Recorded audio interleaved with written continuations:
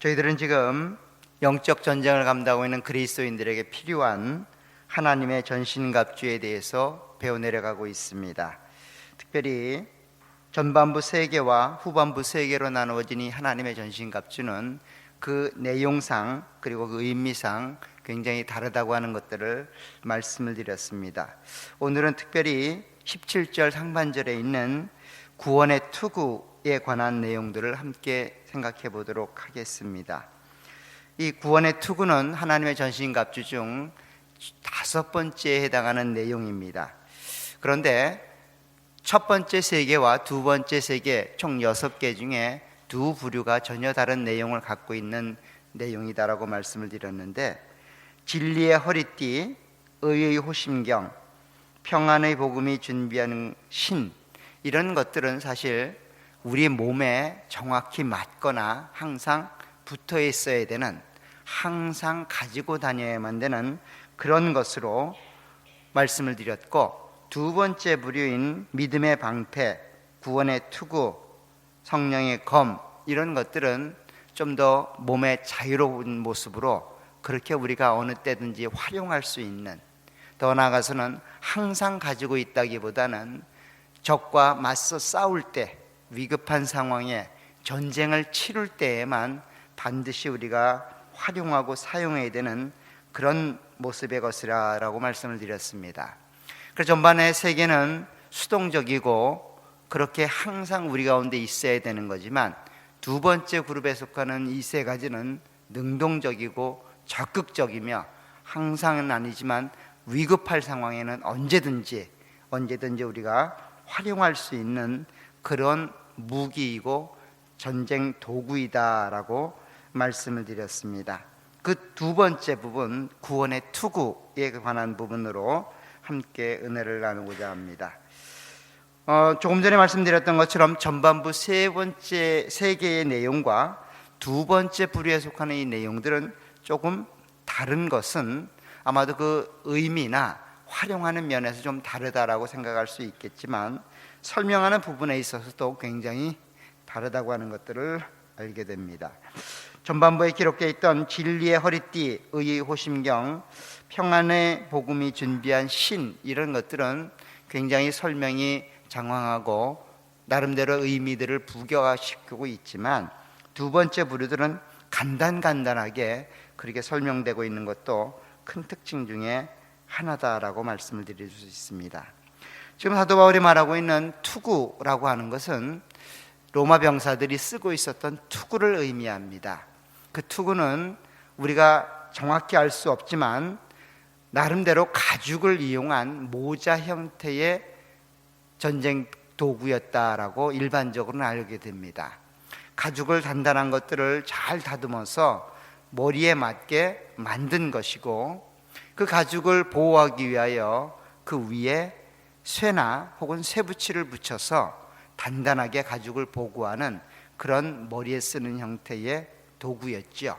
더 나아가서는 그 투구의 아름다움을, 위용을 자랑하기 위해서 깃발을 꽂거나 혹은 깃털을 꽂아서 그렇게 아름다움으로 장식했던 그런 투구를 말하고 있습니다. 로마 장병, 로마 군사들에게는 이 투구가 반드시 필요한 거죠. 전쟁을 나가는데 철물을 쓰지 않고 전쟁을 나가는 사람은 없는 것처럼, 전쟁, 즉 영적 전쟁을 감당하고 있는 모든 그리스도인들에게는 반드시 투구가 필요하다라고 생각하여 5번째로 구원의 투구를 반드시 가지라라고 사도 바울은 구원받은 성도들에게, 영적 전쟁을 감당하고 있는 우리들에게 요구하고 있습니다. 그런데 본문을 보면 단순히 투구를 쓰라 혹은 투구를 가져야 된다라고 말하는 것이 아니라 구원의 투구를 가지라라고 말하고 있습니다. 오늘 17절에 보면 구원의 투구와 성령의 검 곧 하나님의 말씀을 가지라, 투구를 가지되 구원의 투구를 가져야 된다라고 말하고 있습니다. 사도 바울이 이야기하는 것은 단순히 로마 병사의 외적인 모습을 보고 투구를 갖고 전쟁에 임하라라는 말이 아니라, 구원의 투구가 있어야만 우리가 감당하고 있는 이 영적 전쟁에서 넉넉히 감당하고 승리할 수 있다라고 말하고 있습니다.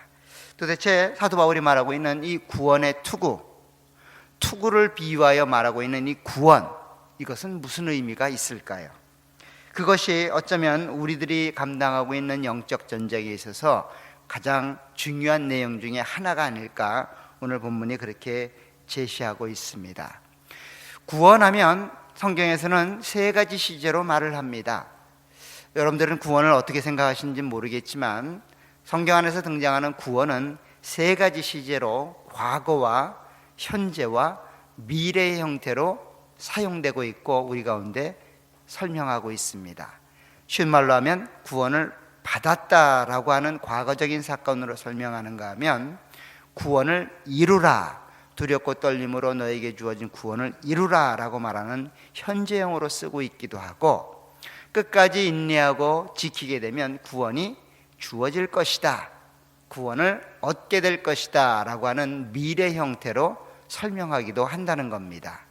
지금 사도 바울이 말하고 있는 이 구원은 구원의 과거형이나 현재형이나 미래형까지 포함하는 모든 구원을 다 설명하고 있습니다.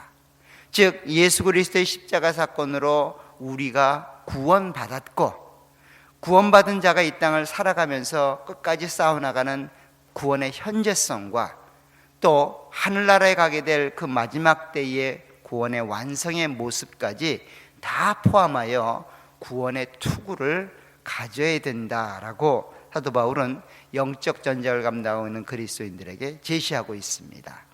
또 어떤 면에서는 그 과거와 현재와 미래의 세 가지 시제로 설명되는 구원이 우리들에게는 아마도 하나 쪽에 편중되거나 치중된 모습으로 나타나고 있지는 않나, 이런 생각을 해보게 됩니다.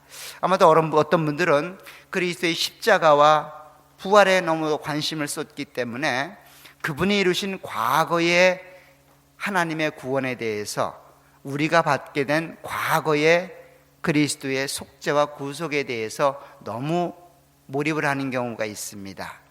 또 반대로는 구원을 받을 것에 대한 기대와 소망을 가지고 천국에 갈 것, 죽어서 천국 가는 부분에 너무도 관심을 많이 쏟는 경향들도 있는 것 같습니다.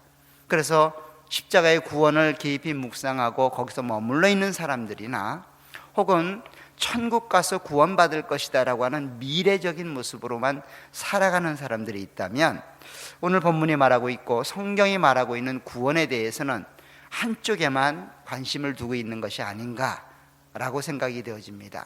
이렇게 양극단에 있는 사람들에게 오늘 본문은 어쩌면 현재성을 강조하고 있다라고 생각이 되어집니다. 영적 전쟁은 이미 끝난 것도 아니고 앞으로 마지막 때에 올 것도 아니죠. 지금 사도 바울이 말하고 있는 이 영적 전쟁은 이 지금 살고 있는 우리가 이 현 시점에서 감당해야 될 우리의 몫이라는 겁니다. 우리의 책임이지요. 그래서 어쩌면 사도 바울은 구원의 투구를 가지다라고 말하는 이 의미가 구원의 과거성이나 미래성보다는 구원의 현재성에 대해서 더 많이 이야기하고 있는 겁니다. 당장 우리가 싸워야 될, 당장 우리가 책임지고 감당해야 될 그 구원의 영역에 대해서 설명하고 있는데, 사실 이 구원의 현재성을 강조하다 보면 구원의 과거성은 당연히 따라오게 되는 것이고, 구원의 미래성은 반드시 기억해야 될, 함께 가야 될 영역이다라고 하는 것들도 알게 될 겁니다. 그래서 오늘 사도 바울이 성도들이 감당하는 이 영적 전쟁에서 반드시 써야 되는 이 구원의 투구에 대해서 그렇게 설명을 하고 있습니다. 그런데 이와 같은 구원의 삼중적인 시제를 가지고 설명하는 것들이 사실 사도 바울이 기록했던 데살로니가 전서에도 등장을 합니다. 이 구원의 투구라는 의미가 좀 더 무슨 의미가 있는지를 데살로니가 전서 5장을 통해 살펴보면 이렇게 되어 있습니다. 신약성경 332쪽입니다. 데살로니가 전서 5장 6절, 7절, 8절을 보게 되면 이 에베소에 말하고 있는 이 구원의 투구가 무엇을 의미하는지 사도 바울의 의미를 좀 더 면밀하게 알 수 있습니다. 6절을 보시면 이렇게 되어 있습니다. 그러므로 우리는 다른 이들과 같이 자지 말고 오직 깨어 정신을 차릴지라. 자는 자들은 밤에 자고 취하는 자들은 밤에 취하되 우리는 낮에 속하였으니 정신을 차리고 믿음과 사랑의 호심경을 붙이고 구원의 소망의 투구를 쓰자라고 말합니다. 여기서도 데살로니가 교회 교인들에게 사도 바울은 그 마지막 때에 낮에 속한 깨어있는 자로서의 삶을 요구하면서 마치 에베소에 말하는 그 하나님의 전신갑주와 비슷한 형태로 호심경과 투구를 설명합니다. 그런데 그 투구가 데살로니가 교회를 향한 선실에는 구원의 소망의 투구를 쓰자라고 이야기를 하고 있습니다.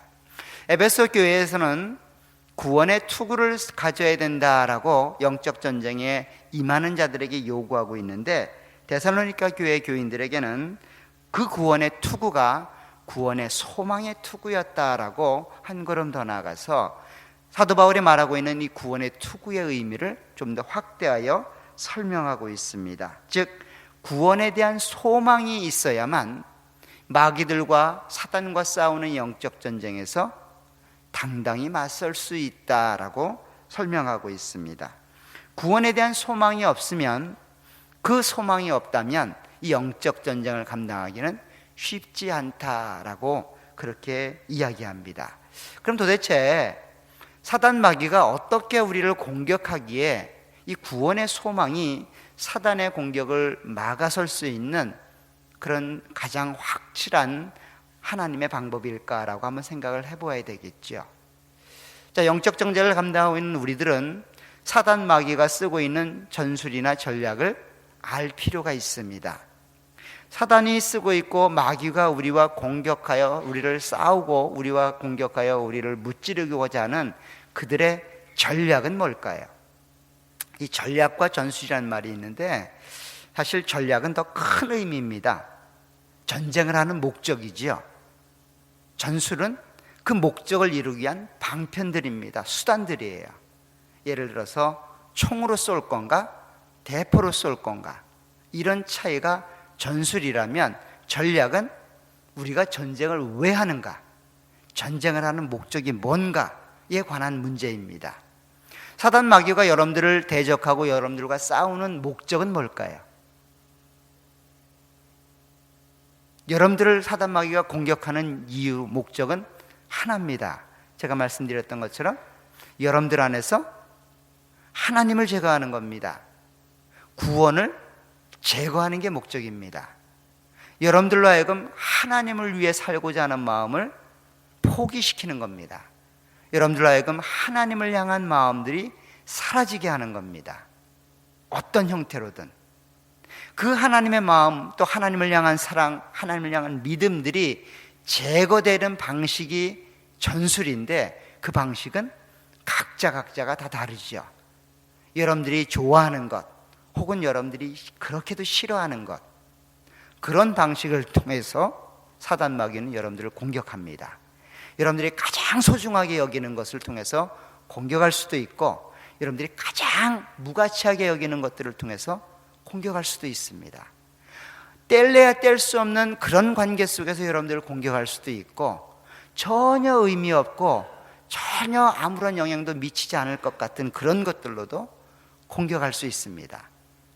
공격의 방식과 공격의 방향 그리고 공격의 모습은 굉장히 다양합니다. 근데 전술, 전략, 목적은 하나죠. 누구에게나 다 동일합니다. 우리 모두의 마음속에서 누구를 제거하는 겁니까? 하나님을 제거하는 거예요.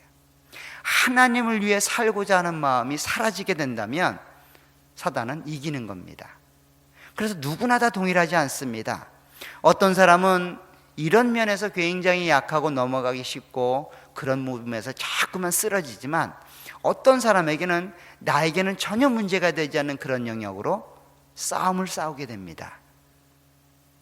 둘 다의 목적은 같지요. 어쩌면 오늘 구원의 투구를 쓰라라는 말은 그런 모든 전술적인 방법론적인 부분이 아니라 어쩌면 전략적인 부분으로 우리 안에 있는 하나님을 위해 살고자 하는 마음들이 제거되기 위하여 사단들이 공격하는 것들을 막는 방식을 설명하고 있습니다. 그것은 곧 우리가 구원의 소망을 갖고 믿음 앞에 당당히 서는 겁니다. 사실 신앙생활을 하다 보면 구원을 끝까지 지킨다고 하는 게 쉽지 않다고 하는 것들을 절감하게 됩니다.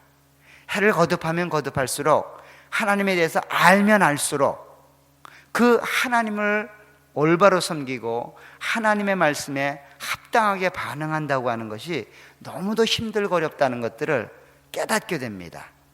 힘들고 어려운 것은 그 내용보다는 어쩌면 그 시간이 길어지기 때문입니다. 하나님을 믿고 따라가는데 그 하나님을 믿고 따라가는 삶의 모습이, 우리들에게 나타나는 삶의 현상들이 때로는 힘들고 어렵기 때문에 그렇지 않을까라는 생각을 해보게 됩니다. 어쩌면 이런 삶을 살고 있었던 가장 우리 가운데 보여지기 쉬운 사람들은 아마도 히브리서를 받고 있는 수신자들이 아닐까라는 생각을 해보게 됩니다. 히브리서는 유대교에서 개종한 하나님의 사람들을 상대로 글을 쓰고 있는 겁니다.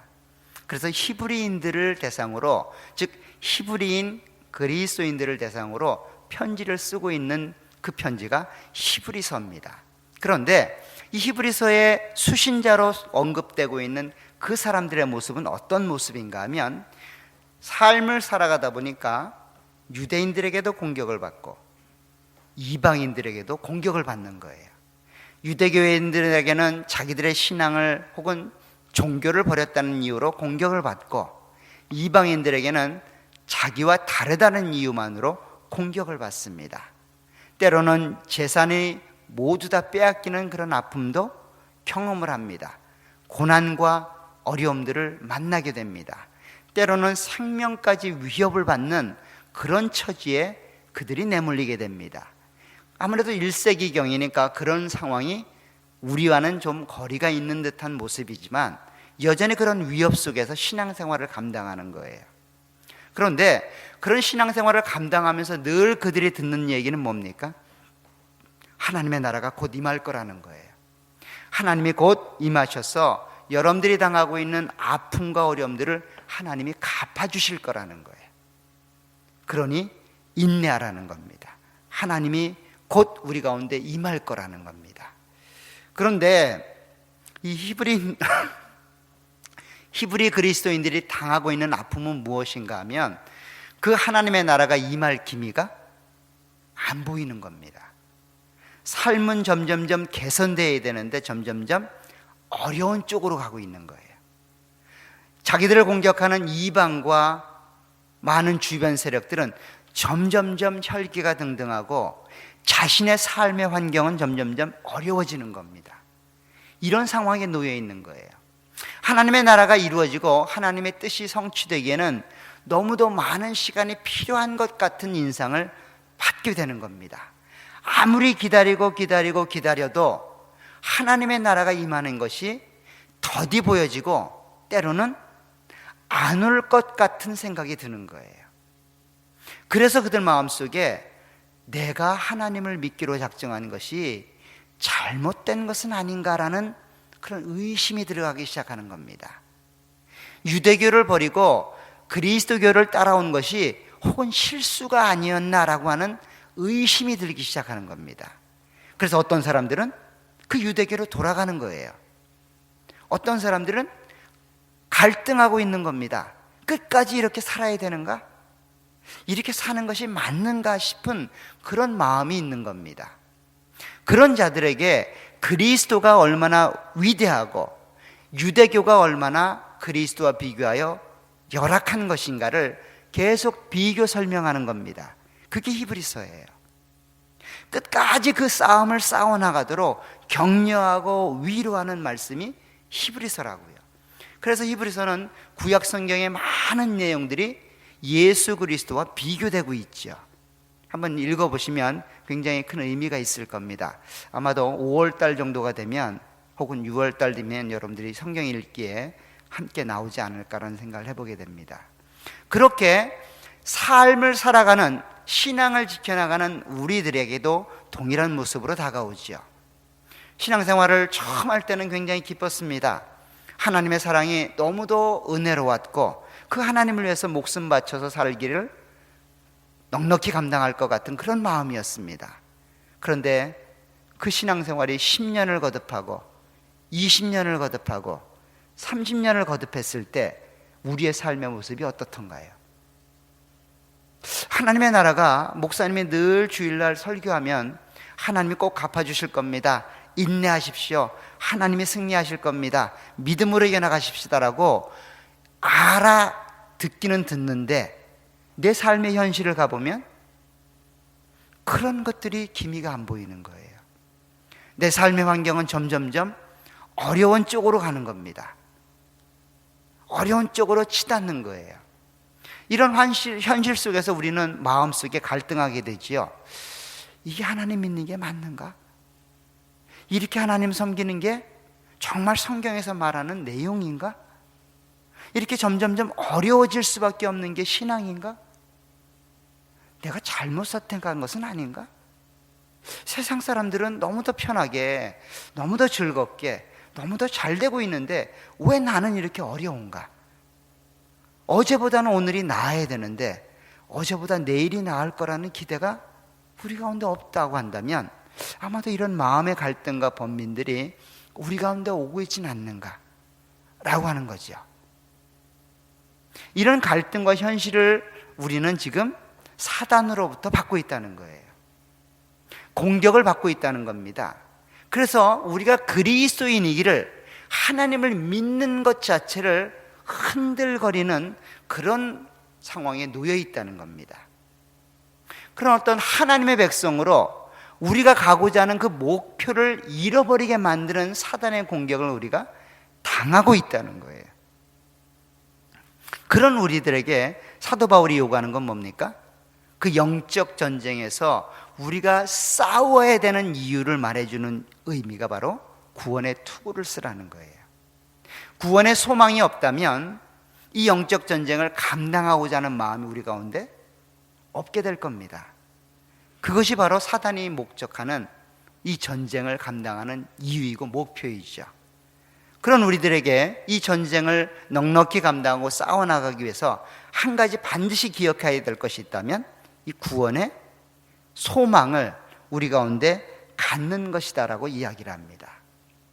어쩌면 디모데도 이와 같은 절망 가운데 있지 않았을까 생각을 해보게 됩니다.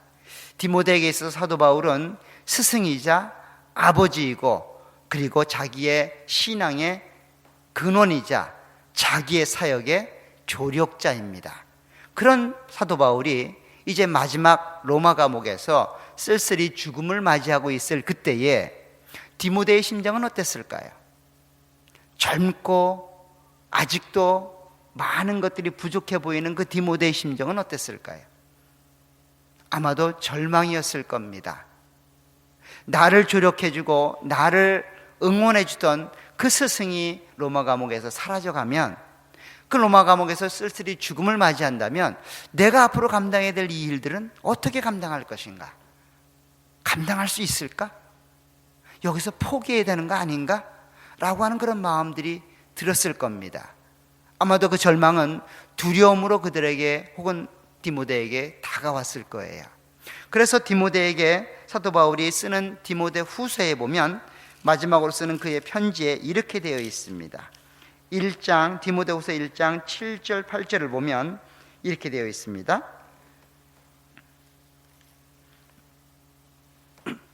사도 바울이 디모데에게 이렇게 말합니다. 7절에 보시면 디모데 후서 1장 7절입니다.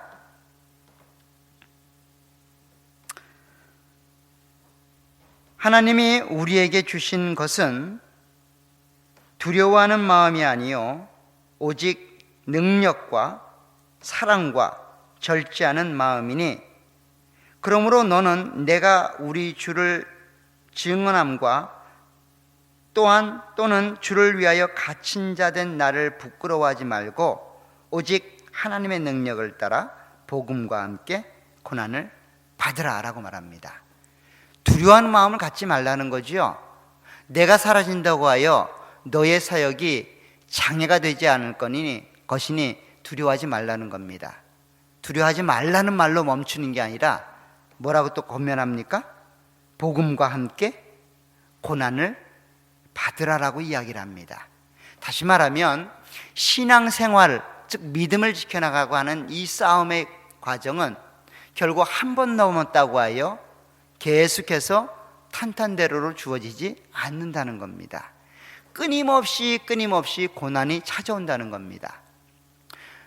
사도 바울이 말하고 있는 이 고난은 어떤 고난일까요? 육체적인 고난, 환경적인 고난, 정신적인 고난, 그런 고난일 수도 있을 겁니다. 그렇지만 정말로 말하는 이 고난은 무엇인가 하면 그 육체적인 고난과 환경적인 고난, 정신적인 고난을 통해서 하나님을 믿고 따라가는 그 신앙의 기본을 흔드는 고난입니다. 내가 이 일을 끝까지 감당할 수 있을까 하는 그런 믿음의 고난이죠. 여기서 포기해야 되는 거 아니야? 여기서 멈추는 게 맞는 거 아니야? 그대껏 지금껏 그렇게 하나님을 위해 살아왔는데 내 삶이 이렇다면 이제 그 하나님 믿지 말아야 되는 거 아니야? 라고 하는 그 마음의 시련, 고통, 고난을 이겨나가라는 거예요. 무엇으로요? 구원의 소망으로. 구원의 소망으로 그것들을 이겨나가지 않으면 불가능하다는 것들을 이야기합니다. 그래서 이와 같은 영적 전쟁을 감당하고 있는 우리들에게 기억해야 될 몇 가지 내용들이 있습니다. 그 첫 번째는 무엇인가 하면 그 마지막 구원의 때가 가까이 오고 있다는 겁니다. 어제보다는 하루가 더 가까이 왔어요. 아직도 언제 올지 모르는 그 구원의 완성이 어제보다는 하루가 더 가까이 갔다고요. 그걸 기억하시라는 거예요. 오늘보다는 내일이 더 가까이 온 겁니다. 누구를 만날 날이요? 하나님을 만날 날이, 그리스도를 만날 날이, 이 영적 전쟁이 끝날 날이 어제보다는 오늘이 가까이 왔다고 하는 것들을 기억하시길 주의 이름으로 부탁을 드립니다. 그 말은 곧 우리로 하여금 인내하라는 소망을 가져다 줍니다. 그렇잖아요. 30일에 끝날 일이라면 어제보다는 오늘이 더 하루가 줄었잖아요. 어제도 버텼다면 오늘도 인내할 수 있는 거죠. 우리가 인내할 수 없는 이유는 그 끝을 모르기 때문이에요. 끝이 어떻게 날지를 모르기 때문에 인내를 못한다고요. 그렇잖아요. 여러분들의 인생이 언제 끝날 줄 정확히 한다면 아마도 의미 있게 살아갈 겁니다. 내 인생의 연한이 언제까지다라고 하는 것들을 알게 된다면 아마도 가장 의미 있게 시간들을 살아갈 수 있을 겁니다. 그런데 시간을 허비하거나 의미 있게 시간을 사용하지 못하는 이유는 그 끝이 정확하지 않다는 거예요. 잘 모르기 때문입니다. 오늘 본문이 말합니다. 끝까지 견디는 자는 구원을 얻을 것이다 라고 이야기를 합니다. 우리 마태복음을 한번 가보시면 마지막 때에 있었던 일들을 설명하는데 마태복음 24장에 가면 예수님께서 그렇게 이야기를 합니다. 마태복음 24장 13절 14절에 보면 그 마지막 때에 대한 이야기들을 설명하고 끝으로 이렇게 우리 가운데 권면합니다. 마태복음 24장 13절, 그러나 끝까지 견디는 자는 구원을 얻으리라. 끝까지 인내하고 끝까지 싸워나가는 자는 구원을 얻게 될 것이다 라고 말합니다.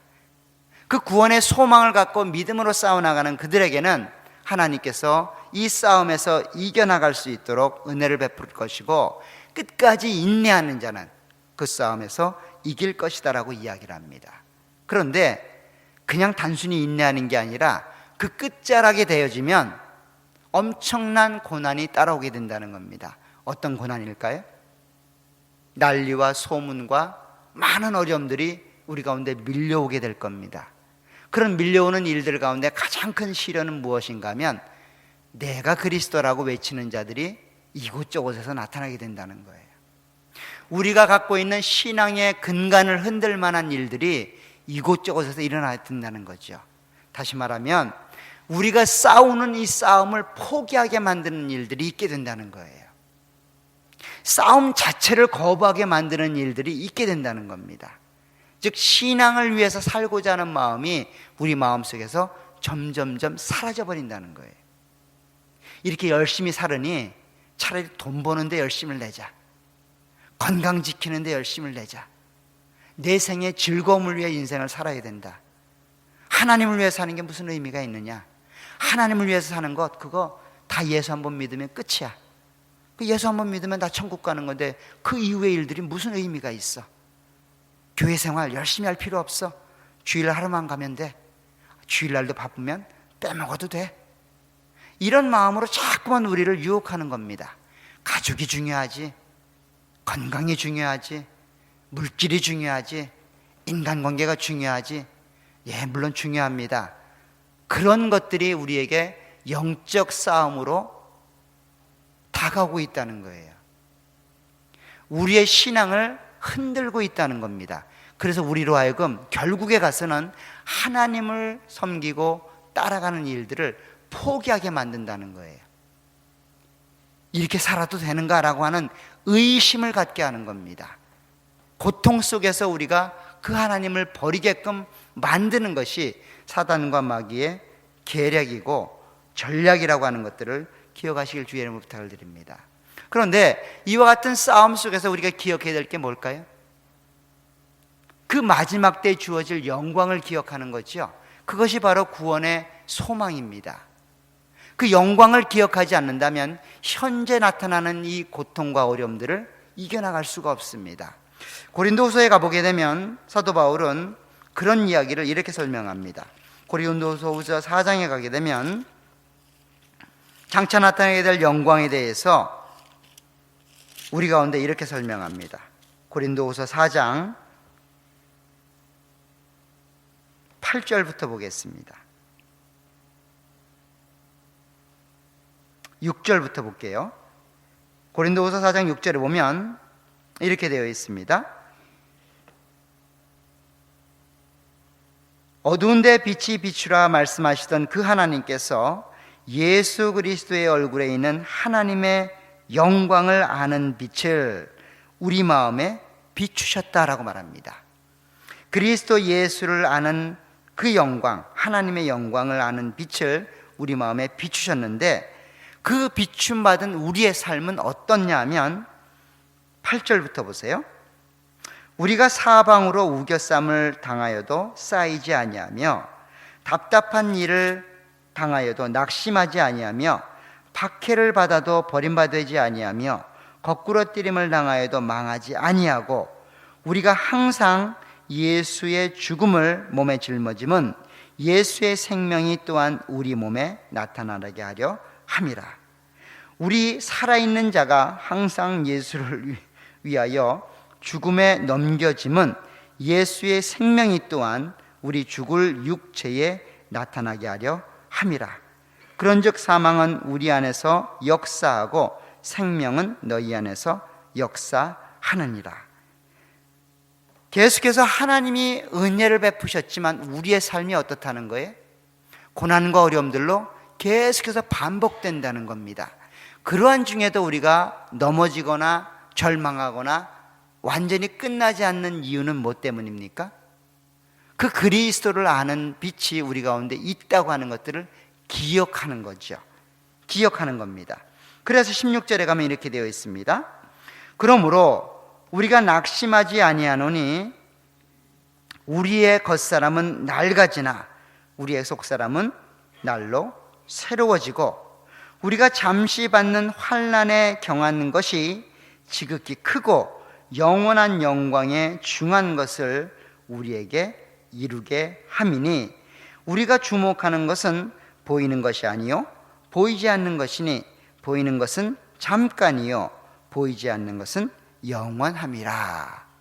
즉 하나님의 나라에 대해서 알게 되는 소망을 갖게 될 때 우리에게는 소망이 생기고 그 나라에 이루어질 그 영광을 기억하게 될 때에 현재 당하고 있는 고난과 어려움들을 이겨나갈 수 있다라고 성경이 말하고 있는 것입니다. 이 구원의 소망이 우리 가운데 있을 때에 우리의 신앙을 위협하고 신앙을 감당하고자 하는 우리의 마음들이 흔들리지 않고 끝까지 싸워나갈 수 있다라고 사도 바울은 제시하는 겁니다. 지금 사도 바울이 말하고 있는 구원의 투구를 쏘라 라는 말은 이런 의미가 담겨 있는 겁니다. 바로 이 영광, 하나님이 이루실 이 미래의 영광을 기억하여 오늘의 삶을 넉넉히 감당해 나갈 때 하나님께서 우리 안에 주어진 그 구원이 우리를 통하여 이루어지게 될 겁니다. 그와 같은 삶이 여러분들에게 있기를 간절히 부탁을 드립니다. 어쩌면 여러분들의 삶들 속에서 만나는 크고 작은 많은 일들이 고난이고 어려움의 연속일 겁니다. 이게 뭐지 싶을 정도의 혼란스럽고 마음에 갈등이 있을 법한 일들도 경험하시게 될 겁니다. 왜 이렇게 내 일은 잘 안 풀리는 거지? 왜 이렇게 우리 가정은 점점점 힘들어지는 거지? 이런 마음이 여러분들 가운데 찾아오게 되실 수도 있으실 겁니다. 그럴 때 여러분들이 꺼내 들어야 되는, 여러분들 머리에 쓰여야 되는 것은 무엇일까요? 바로 구원의 소망입니다. 장차 나타날 그 미래의 영광입니다. 아무리 현실이 어려워도 하나님이 우리를 사랑하시고 그 사랑이 영원히 끊이지 않는다는 것, 끊어질 수 없다고 하는 것, 그리고 그 영광을 위하여 하나님이 오늘도 일하고 계시다고 하는 그 구원의 소망을 갖게 되신다면 우리를 위협하고 우리를 짓누르는 사단 마귀의 공격을 맞서 싸워 이길 수 있으실 겁니다. 그와 같은 구원의 투구가, 구원의 소망의 투구가 여러분들에게 있기를 간절히 부탁을 드립니다. 그래서 날마다 되어지는 이 영적 전쟁의 현실 속에서 우리가 이루고 있는 이 구원과 그 앞으로 주어질 그 영광을 기대하고 소망하면서 그렇게 감당해 나가시는 우리 모두가 되시기를 간절히 부탁을 드립니다. 기도하도록 하겠습니다. 하나님 아버지, 주의 은혜 완청을 감사합니다. 우리에게 주신 구원이 참으로 귀하고 소중하며 그 구원을 이루고자 하는 하나님의 열심과 헌신과 사랑들이 귀하고 소중함을 깨닫게 됩니다.